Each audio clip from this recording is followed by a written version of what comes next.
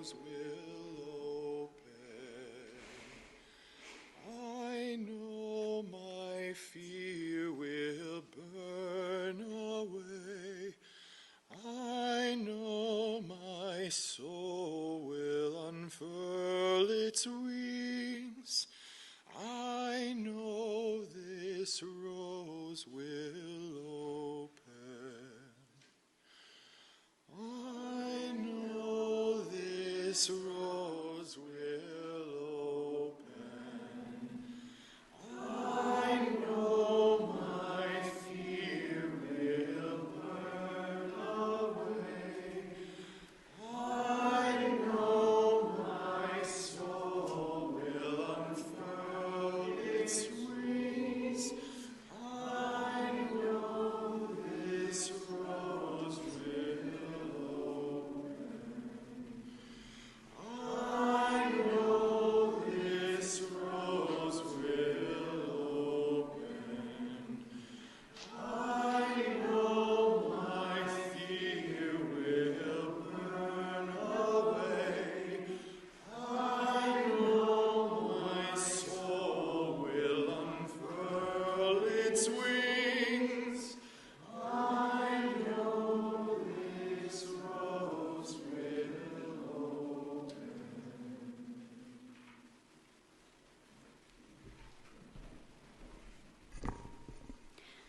Come, come, whoever you are welcome here. No matter your age, your size, the color of your eyes, your hair, your skin, you are welcome here. No matter your gender, whom you love, how you speak, or whatever your abilities, you are welcome here. You are welcome here whether you come with laughter in your heart or tears in your eyes. No matter what you have experienced in the past, no matter what awaits you in the future, you are welcome here. Whether you believe in God all of the time, some of the time, or none of the time, you are welcome here. This is a community of open minds, loving hearts, and willing hands. As we gather this morning, let us pause and acknowledge that the ground upon which we gather is the ancestral and current home of the Shoshone, Paiute, Goshute, and Ute tribes. With humility for the ways in which we unwittingly participate in the harm, we seek to learn a new way forward. We begin to ally and witness with our indigenous siblings the bringing forth of a new sacred dream of community and a world healed to a greater wholeness. Good morning. Good morning. I am Caitlin, and my pronouns are she and her, and we're excited you're here with us today. We want to extend an especially warm welcome to anybody that's here for the first, second, or third time. We look forward to getting to know you, and we also want to say good morning to everybody at home in our virtual audience. We have several announcements this morning. There's a lot going on. Monday, December 11th at 7 here in the sanctuary, there will be a special evening Vesper-style service for any that are experiencing sadness and want a quiet space for reflection.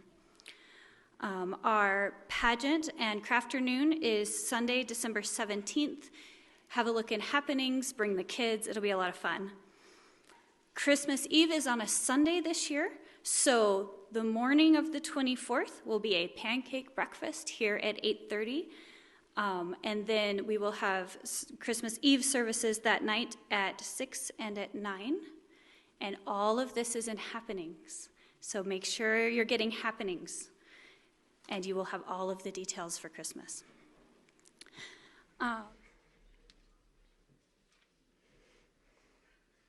It is always so nice to have so many new and familiar faces here in community this morning.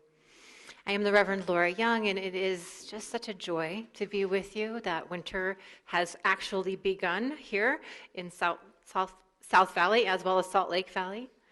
And let's take a moment just to light our chalice, the symbol of our faith and the light of our commitments to love and justice. Caitlin, will you do the honors?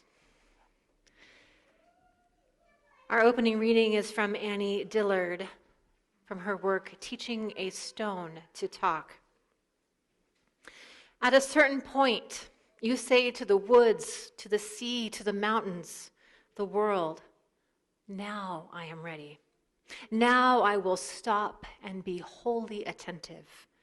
You empty yourself and wait, listening. After a time, you hear it. There is nothing there. There is nothing but those things only, those created objects, discrete, growing or holding or swaying, being rained on or raining, held, flooding or ebbing, standing or spread. You feel the world's word as a tension, a hum, a single chorused note everywhere the same. And this is it. This hum is the silence. The silence is all there is. It is the Alpha and the Omega. It is God's brooding face over the waters. It is the blinded note of 10,000 wings. You take a step in the right direction to pray to this silence, and even to address the prayer to world. Distinctions blur. Quit your tense. Pray without ceasing. Please say our chalice lighting words with me as you wish. They're in your order of service. We light this chalice for the warmth of love, for the light of truth, and for the energy of action. And at this time, I'd like to invite Jordan to come forward and light our Hanukkah candles.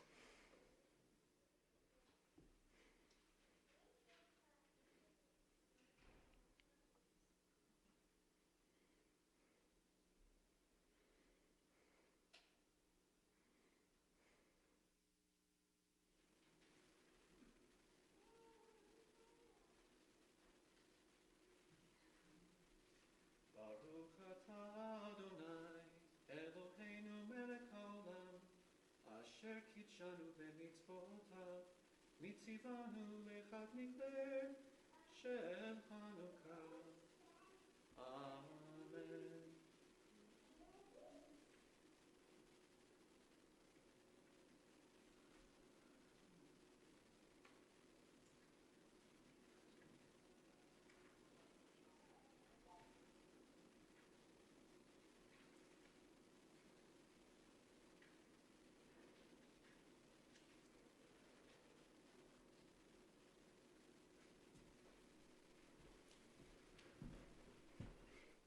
Thank you, Jordan.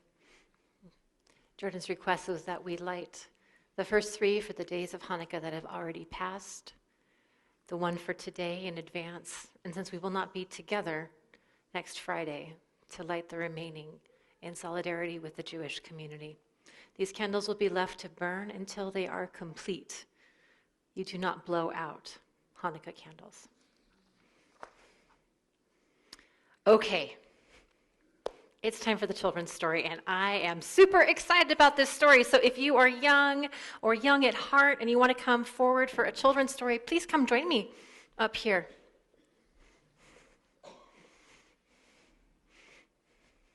And you can take a cushion if you'd like.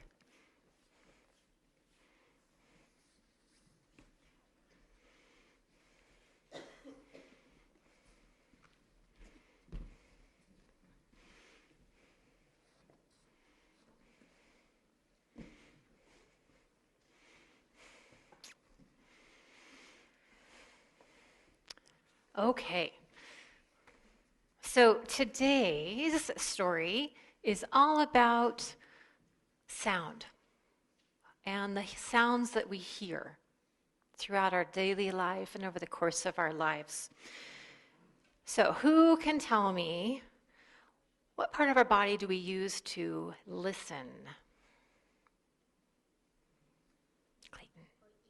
Our ears. Is that the only thing we use to listen, do you think? Leo. Our brains. We use our brains to listen. Very good, very good.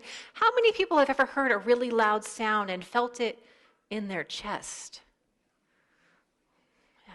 How many people have had a memory and heard something in their mind.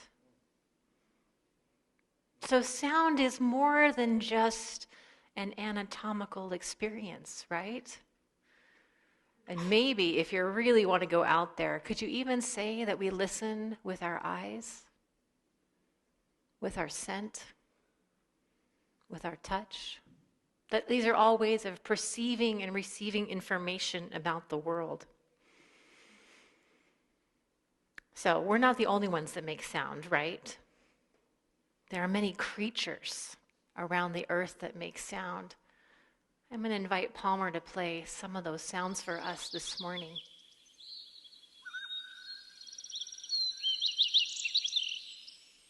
You know that one, Max, right?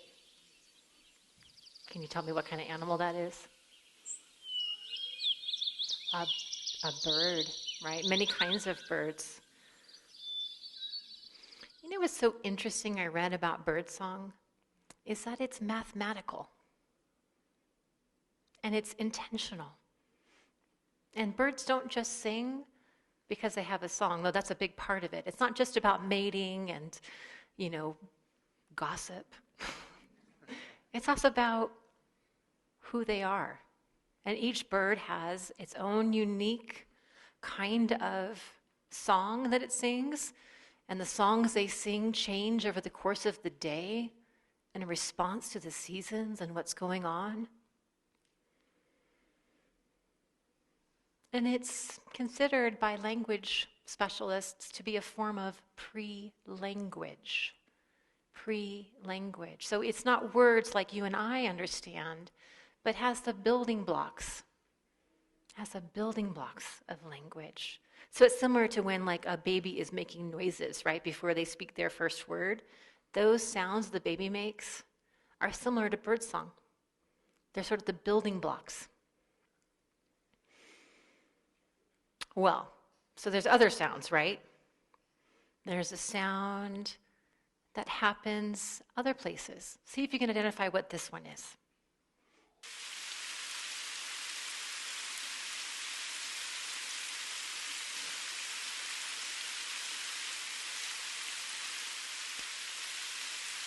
What's this sound? Who can tell me what this sound is?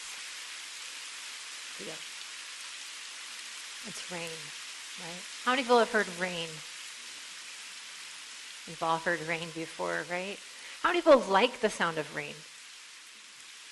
Most people like the sound of rain, right? I've actually not met someone who didn't like the sound of rain. Might be grumpy that it's raining, but still like the sound of rain. So that's another sound. So we have bird sound, we have ocean sounds, and here's another sound. Sound of a human song. Instruments.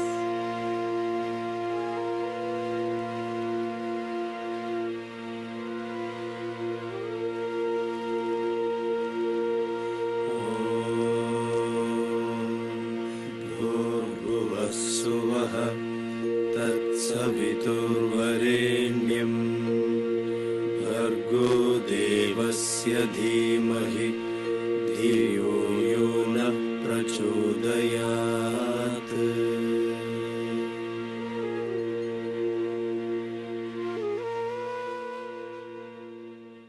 How many people have never heard a song like that? Anyone never heard that song? Yeah, a couple people are maybe unfamiliar with that kind of song. That kind of song is called a mantra. It's called a mantra. And a mantra is very similar to bird song. It's considered non-word-based sound. We're going to talk a little bit more about that as we get further into the service. It's non-word-based sound, and it doesn't have a meaning, but it's very meaningful. All right, so what are some other sounds? What are some sounds that children often make? Yes. Crying sound. But we just made a sound, didn't we, in response to that? What was that sound we just made? Laughter. Can you guys laugh for me? What about all of you? Can you laugh with me?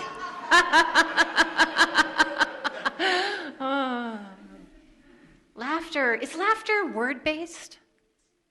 No, it's a response that doesn't have words. Isn't that interesting?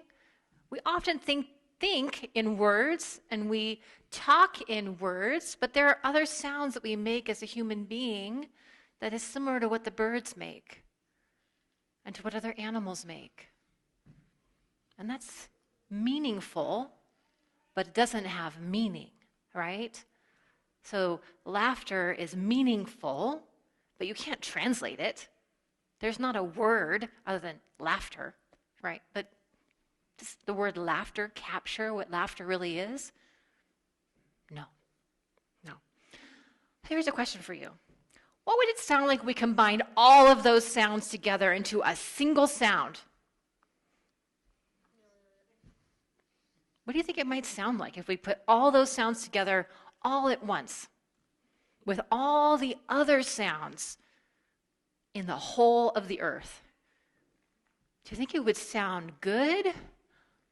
Or do you think it would sound weird? Maybe are you worried it might sound bad?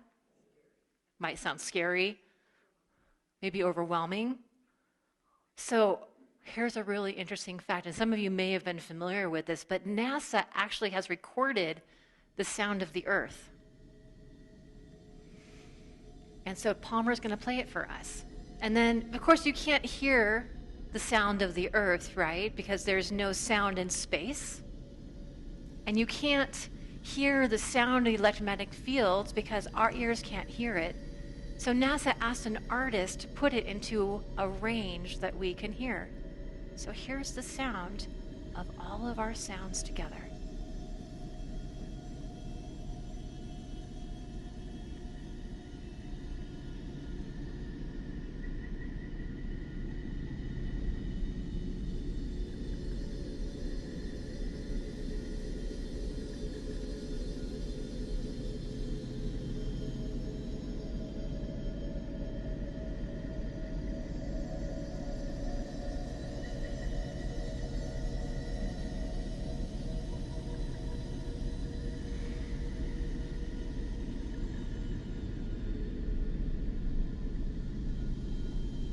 Not what you expected, is it? This is the sound of all of us, from all time and all place.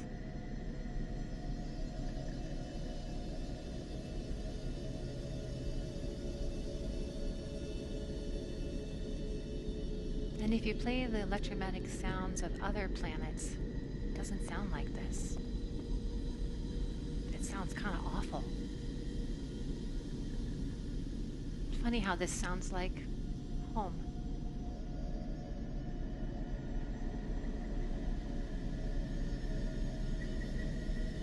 So we're going to let this music play for a little longer, and we're going to let our children go downstairs.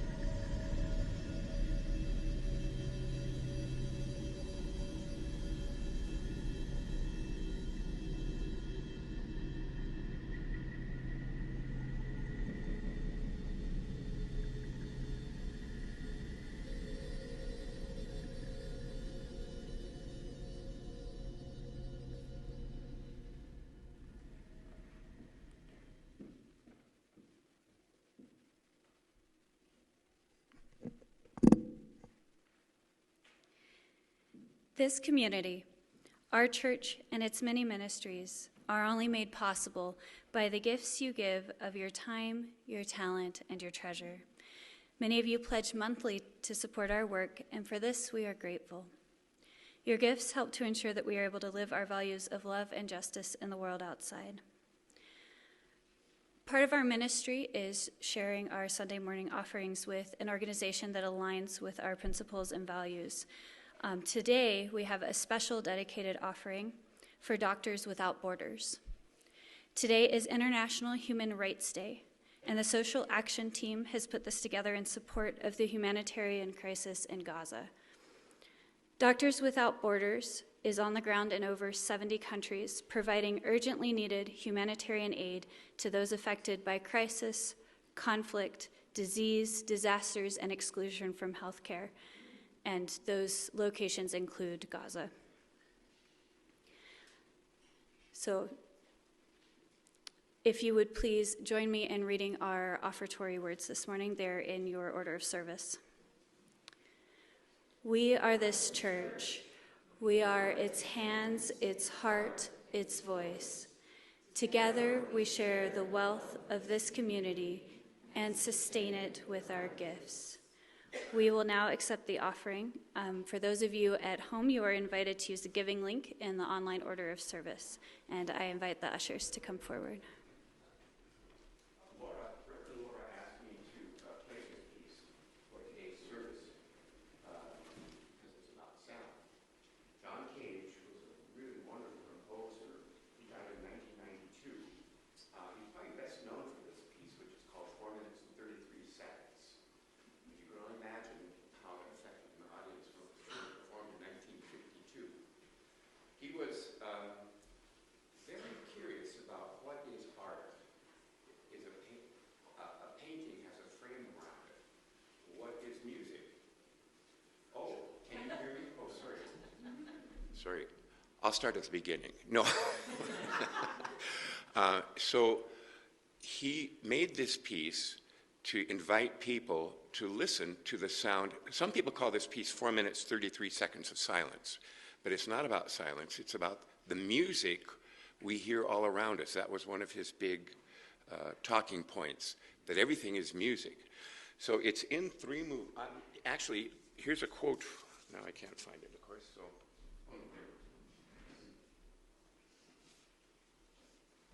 I think this will set it up pretty good.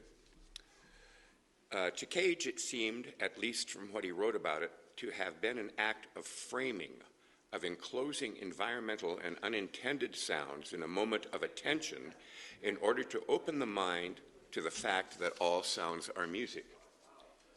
So I've asked John to perform this piece with me, 4 minutes and 33 seconds, and it's an experience. Listen, you'll be listening to everything that's happening, to the ambient noise, music around you.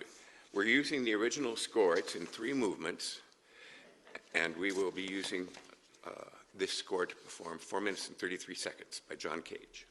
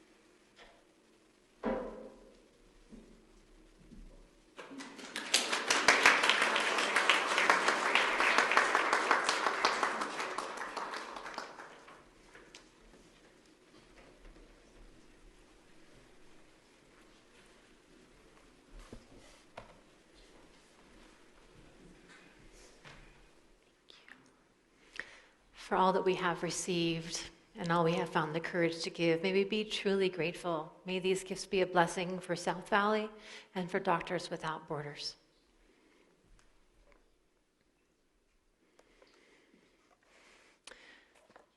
And now, we're going to welcome a new family into membership with us. I'd like to invite the Johansson family to come forward, as well as my membership team, Tammy and Sarah.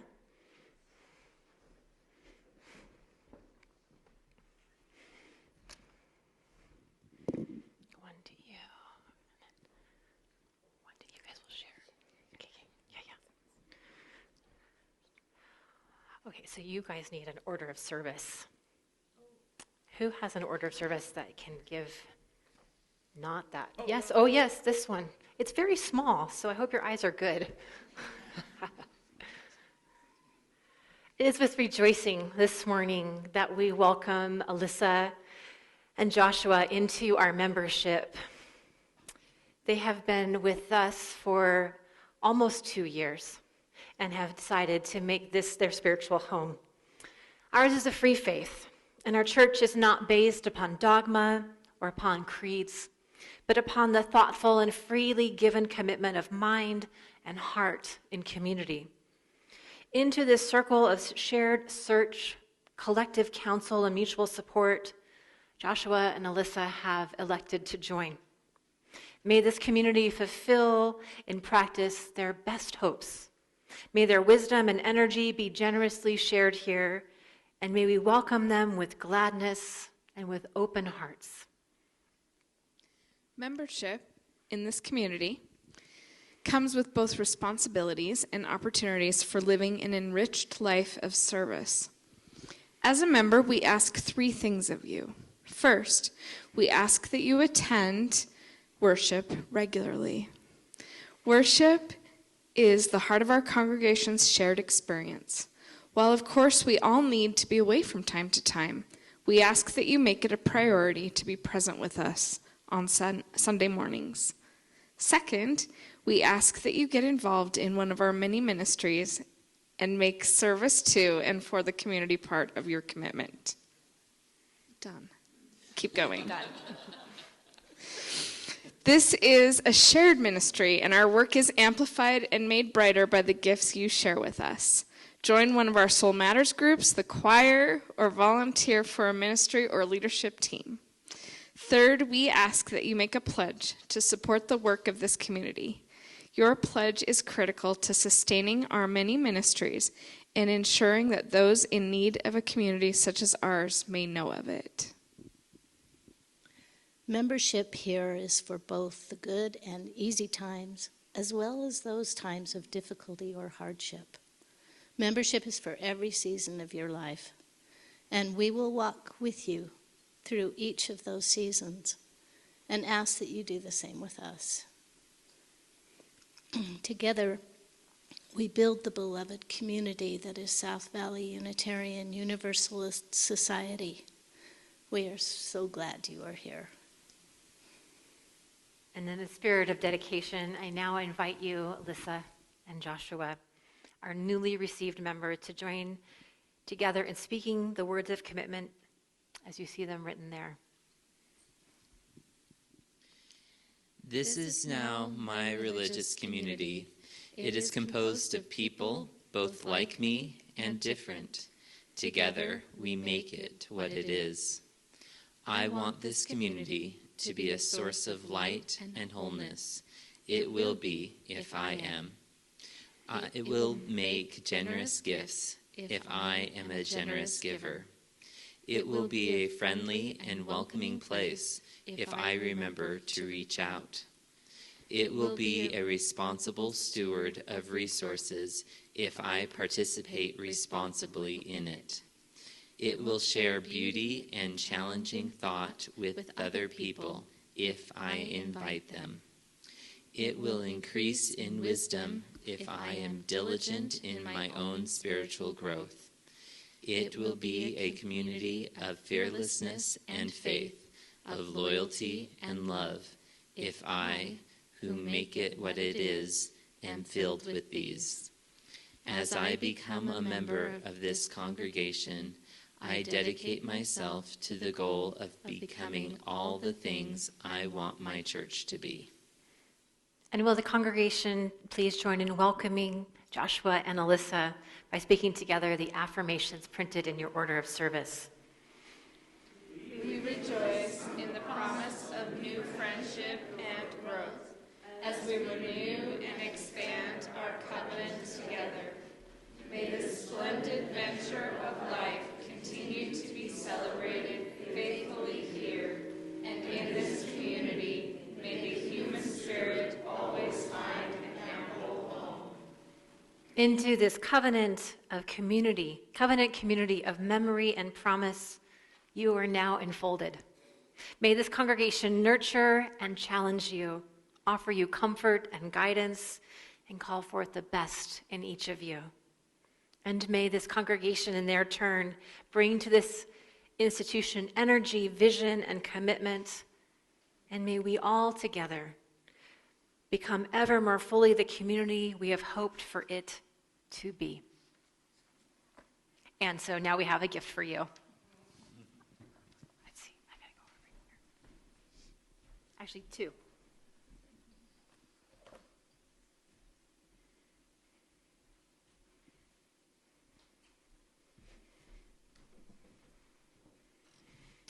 So first, we would like to give you this gift of roses, because roses are both beautiful and they smell delightful and they bring joy to our hearts. But they also have thorns to remind you that we all have seasons, and this is your home.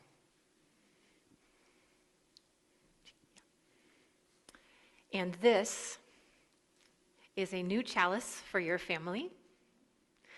It was made for us by Cinnamon. She has been developing her skills as a what's the word I'm looking for? Potter, a mad potter. And so here you go. May it bring you joy as you light in your family, your continuing journey as humans. Congratulations.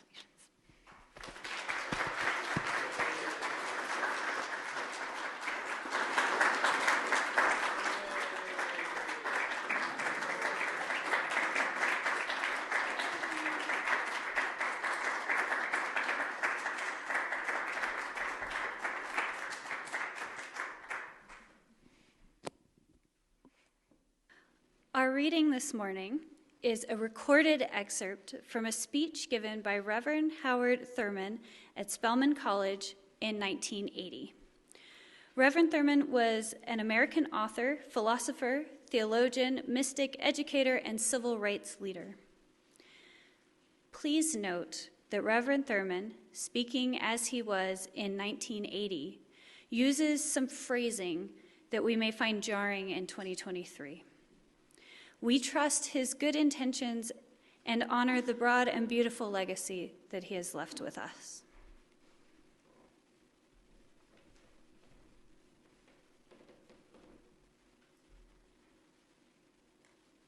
There is in you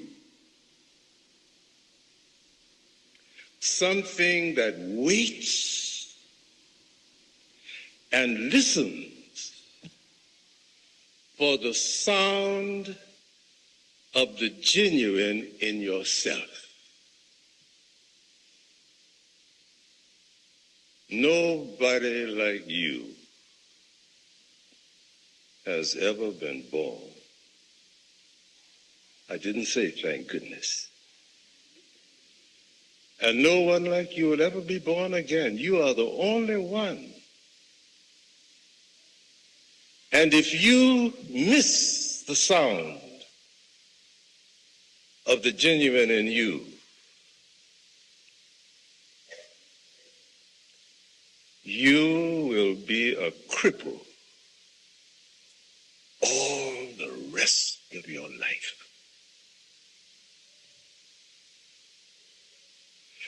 Who are you?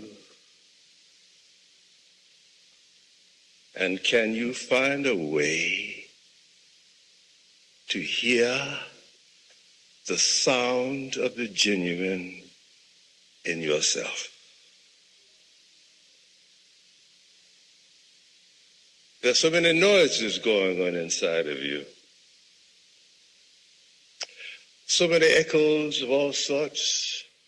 So many internalizing of the rumble and the traffic, the confusions, the disorders by which your environment is peopled,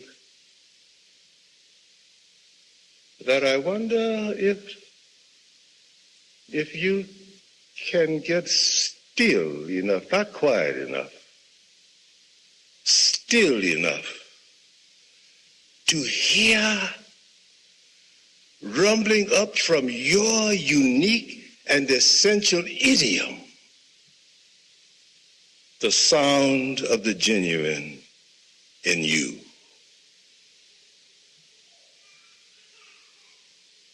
If I were to ask you, what is the thing that you desired most in life this afternoon? You'd say a lot of things off the top of your head, most of which you wouldn't believe, but you would think that you were saying the thing that I thought you ought to think that you should say. But I think that if you were stripped to whatever there is in you that is literal and irreducible, and you tried to answer that question, it may be something like this. I want to feel that I am thoroughly and completely understood, so that now and then I can take my guard down and look out around me and not feel that I will be destroyed with my defenses down. I want to feel, how to say this, I want to feel completely vulnerable, completely naked, completely exposed, and absolutely secure.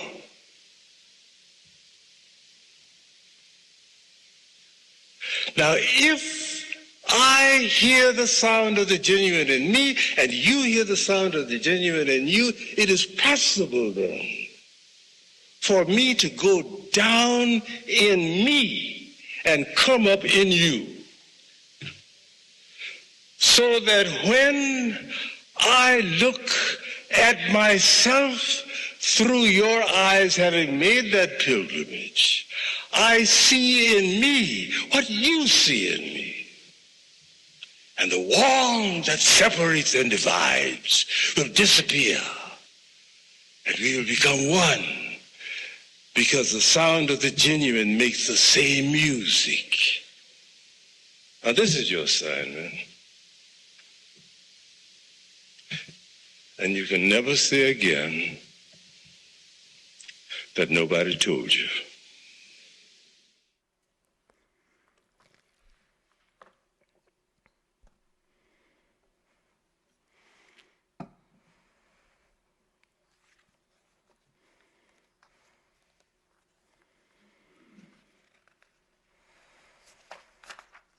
Is not that what we do in this community?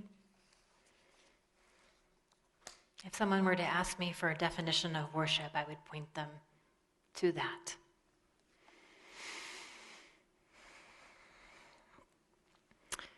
As a child, I spent a lot of time at my grandparents' house in Penryn, California, a rural community about 45 minutes east of Sacramento. The drive from the San Francisco Bay Area to Penryn was two and a bit hours, but it felt a world away. When we pulled off of the freeway near Sierra Community College, that was all there was. A small set of buildings, 2 gas stations, and the country road. We'd turn left and head east. A few miles down, we'd turn right, and then the palm trees began. Why someone had seen fit to plant so many palms in Northern California is a total mystery to me. They lined that country road for miles, and their tall majesty fascinated me. My parents taught my brother and I to try and count them. This is, of course, quickly impossible in a moving car. But my brother and I tried nevertheless. We'd usually get to about 20 or 25, lose count, and have to start over again.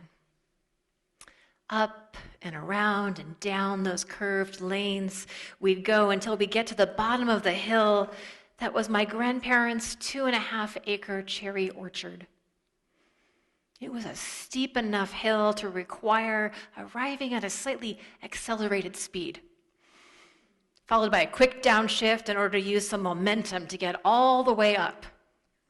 In the stick shift that I drove as a teenager, it meant correctly timing the move from third to first so as not to stall out, and I guarantee you I stalled out a fair number of times. But it was so worth it. For when I would pull into that driveway and turn off the car and step out, it was always the same. A wave of scent and stillness would wash over me. Earth, blossom, and tree, as well as an audible lack of city noise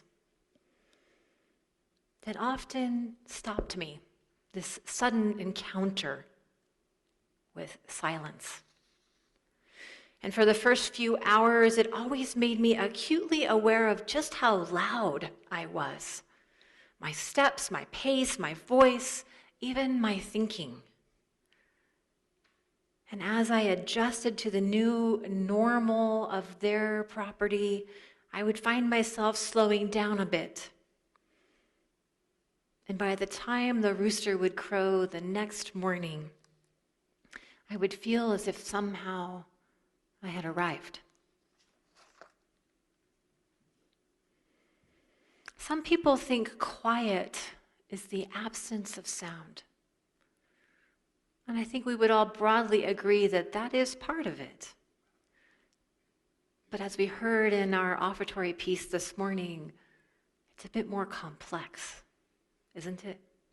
There is a relationship of body, memory, time, and place embedded into the experience of sound. All sorts of sounds. And these experiences vary from person to person, across time and place. And while noise is not objectively defined, we all know it when we hear it, right? And a peace-inducing quiet sounds much the same. Quiet can act as a threshold to stillness. And stillness is that grand master key to everything worth having, I think. For when the mind and the body and the life can be fully active and utterly still, when we can be body, mind, and heart still and fully alive at the same time, it is in that moment that we can begin to hear that sound of the genuine. But finding the necessary quiet these days is a bit elusive. It seems that our external reality and our internal selves are constantly beset by an intrusion that some would say is too much noise. Then I would offer that this is not solely an accidental side effect of technological advances in our world, but that it is also the result of a purposeful and directed effort to engage human beings for the purpose of driving the consumption habits that are the necessary fuel for our modern economy. The Industrial Revolution ushered in a whole new kind of sound to the world, machine sound.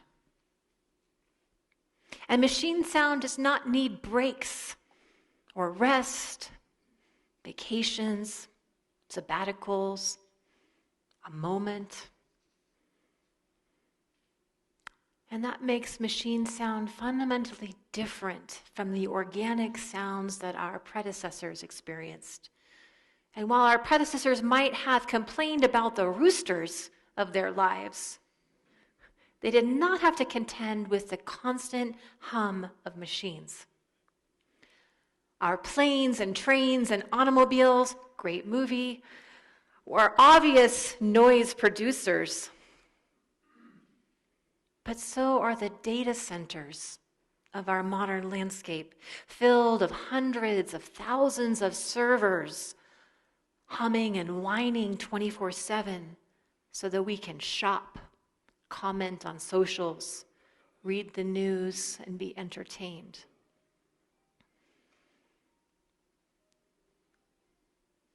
That's not intentional, but that's lovely.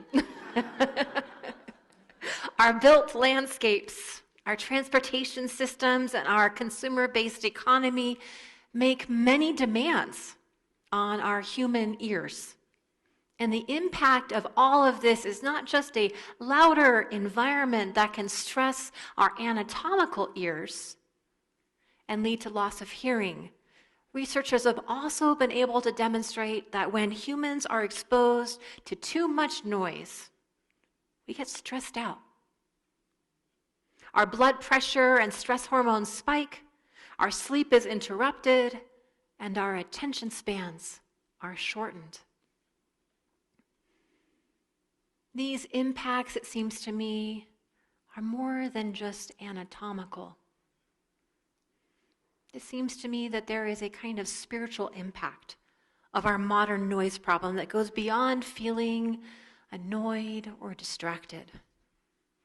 The stress that is created from having to navigate a highly demanding soundscape and the ways that draws our attention to and from and out of the present moment and into a never-ending consumption process means that our internal stillness, the development of, and the maintenance and the growth of internal resources for coping with this complex world and for resourcefully responding to self, to others, and to the world is negatively impacted.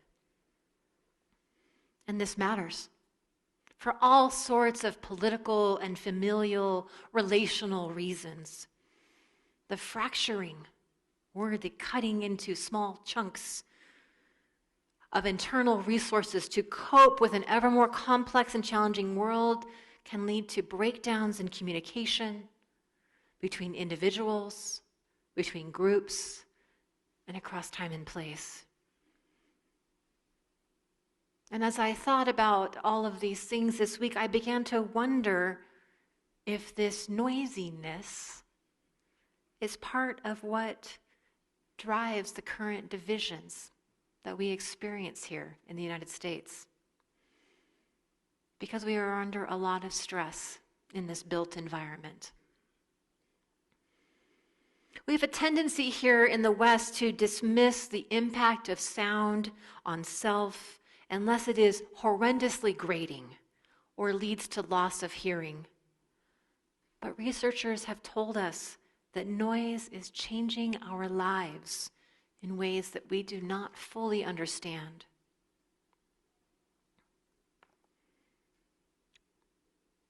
And yet, there are other ways of understanding sound, other skill sets that can be developed and nurtured and practiced to help us to navigate the complexity and the intrusion of noise in our lives. Within the traditions broadly gathered under the Western term Hinduism, sound is a central tenet of spiritual teaching. This is utterly different than Western traditions, where the written word or scripture has long been the primary source of wisdom, teaching, and practice. And here in the United States and in Unitarian Universalism, I think we can also note that most of our secular traditions and our philosophies are based on words. But in the Indian subcontinent that gave rise to Hinduism and later Buddhism, the gateway to wisdom is not a bound book.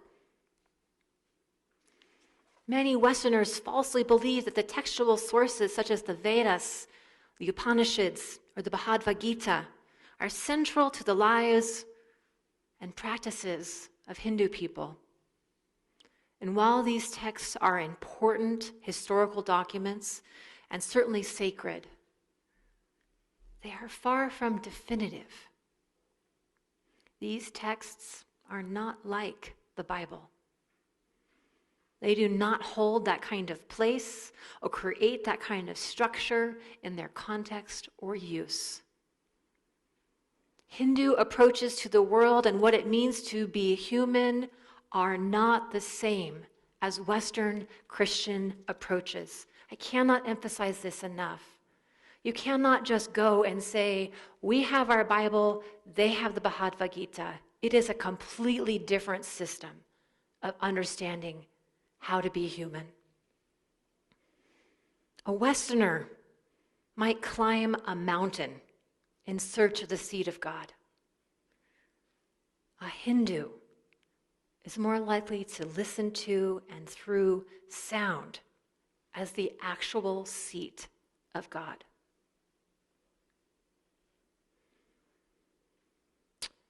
One of the ways that Hinduism approaches spirituality is a very specific form of sound, a mantra. Also, the teachings that are passed from guru to student. It is an oral tradition based on person-to-person teaching and mantras.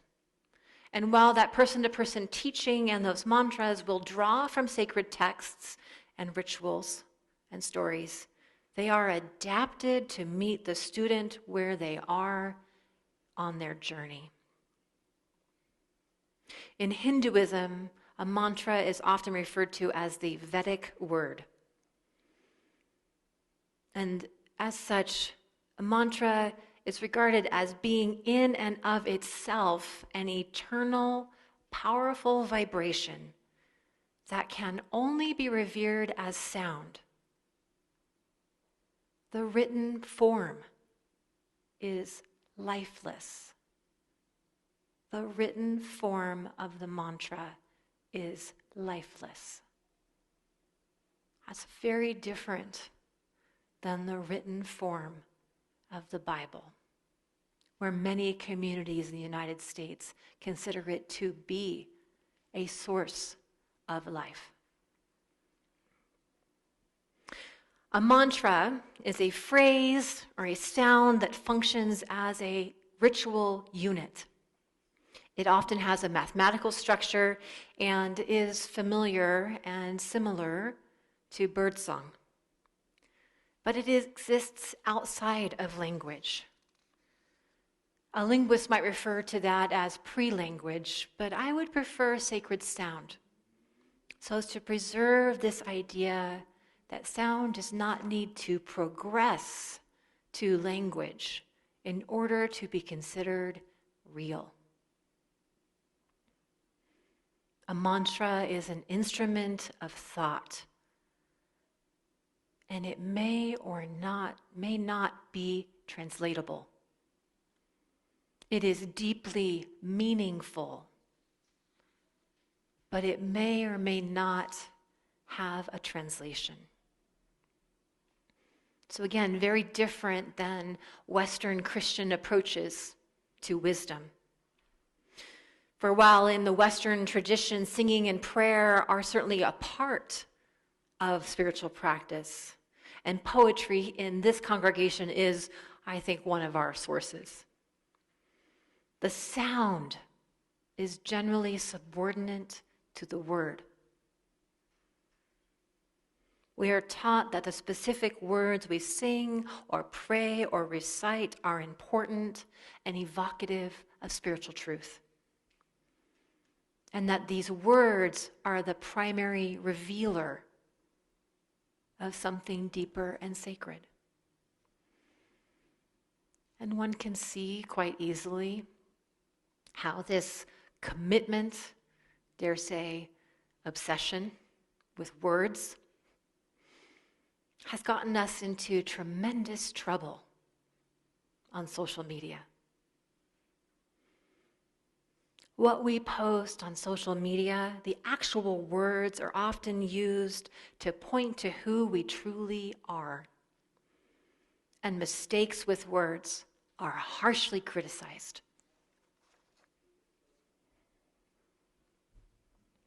I was first introduced to the use of mantra during a trip I took to India way back in 2006, before most of the children in our congregation were even born. And our guru sang many mantras for us during our time, but emphasized that we should memorize the Gayatri mantra as primary. And it has various translations, but again, they're only approximations. The sound of the mantra is meant to evoke worship and connection to the sacred, and involves a request to be enlightened. So hold on, I'm going to sing it for you. I'm very nervous about this. It goes like this. Om Bhurbuva Suvaha Tatsaveturvarenyam Bargo Devasya Dhimahi Diyo Yo Naf Prachodeyata. When we listen to or use mantras, we are hearing and experiencing something that transcends language and thought. It is an attempt to access the unseen, the unheard, the ineffable quality of creation itself. To my Western ears, this idea echoes near perfectly the words of Dr. Howard Thurman that we heard a moment ago. We ache for the genuine, for the authentic, for the unadulterated, unpackaged, and on sale today only versions of ourselves. We long to be seen, heard, known, and blessed. We all know what it feels like to not receive those gifts. And we know what it feels like when we are deeply listened to. This intrusion of sounds designed to distract, persuade, cajole, and make profit off of us, I think is one of the worst kinds of noise imaginable, because it dilutes and diminishes our capacity to hear and be heard. But it seems inescapable, yes? I recall vividly the first time I encountered a gas station pump with an audio-visual advertisement on a continuous loud loop. I was not pleased. For while I had previously never considered pumping gas to be a moment of quiet or stillness or reflection, the intrusion of advertisement into that space felt like a tremendous loss. Yeah. And for years, I avoided those stations with those screens, and now they're nearly universal. So I have had to accept their presence in my landscape. But I do regularly turn my back on them and try and focus on something of my own choosing. So marketers of goods and services have yet to find a way to truly get inside our heads. Though Elon Musk's experiments with implanting chips into the brains of monkeys is a clear indication that the intention is to find a way. And I will note that those experiments on monkeys were not only unsuccessful, but that the number of monkeys that died in suffering or needed to be put down was appallingly high and considered dangerously negligent and cruel. So now is the time to pay attention, to listen, and to think differently about sound and noise, and what the skills are that we're going to need to develop as we move forward with these technological changes, many of which are exciting and will bring great relief to suffering for many people.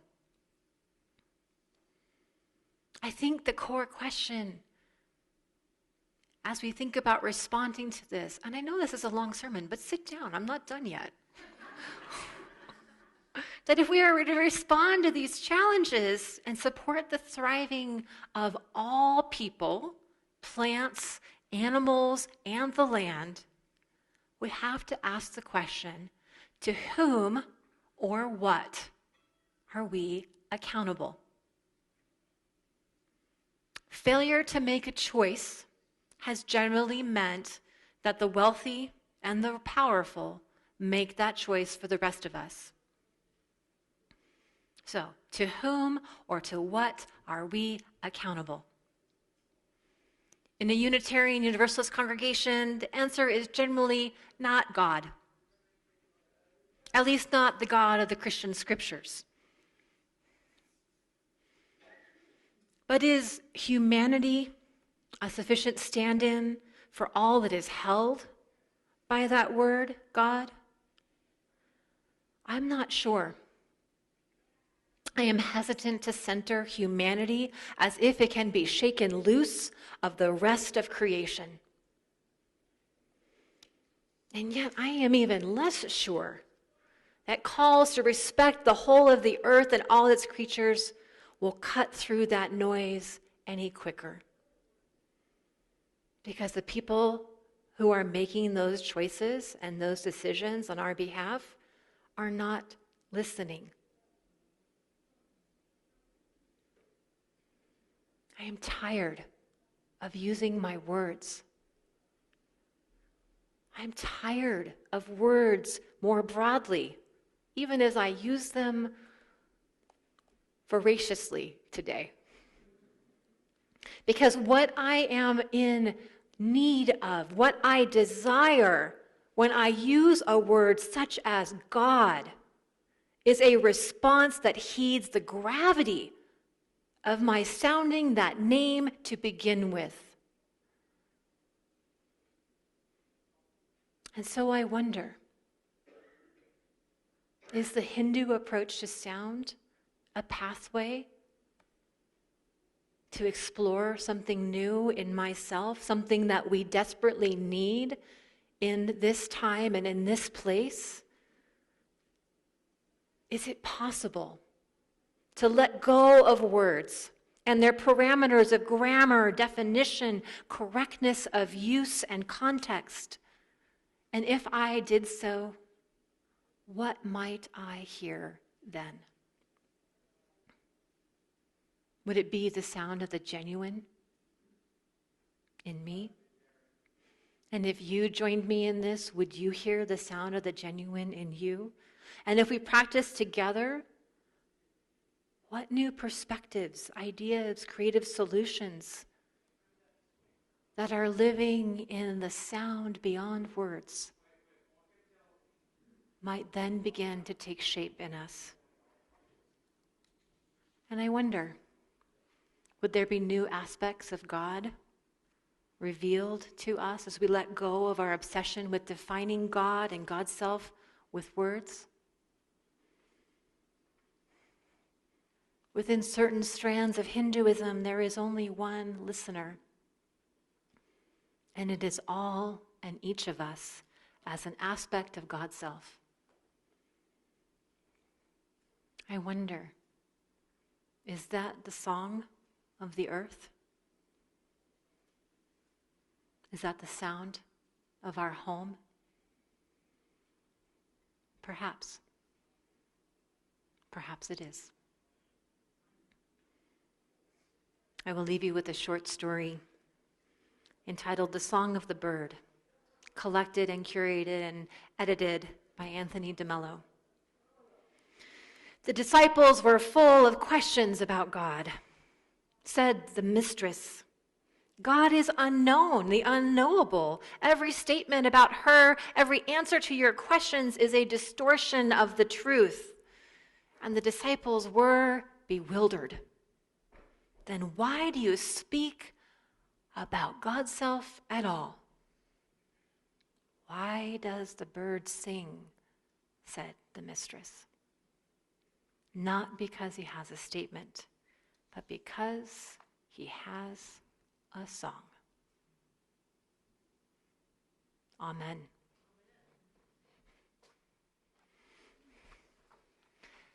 We extinguish our chalice, but not the warmth of love, the light of truth, or the energy of action. We hold each other in our hearts until we meet again. You can remain standing. Let's sing our final hymn, voice still and small. We're going to sing it twice through? Okay, twice through.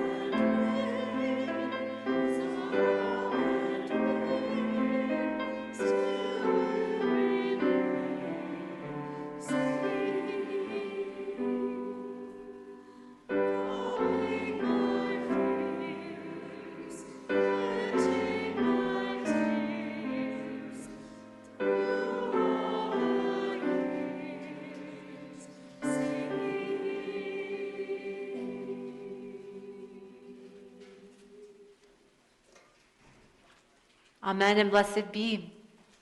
Let's have coffee.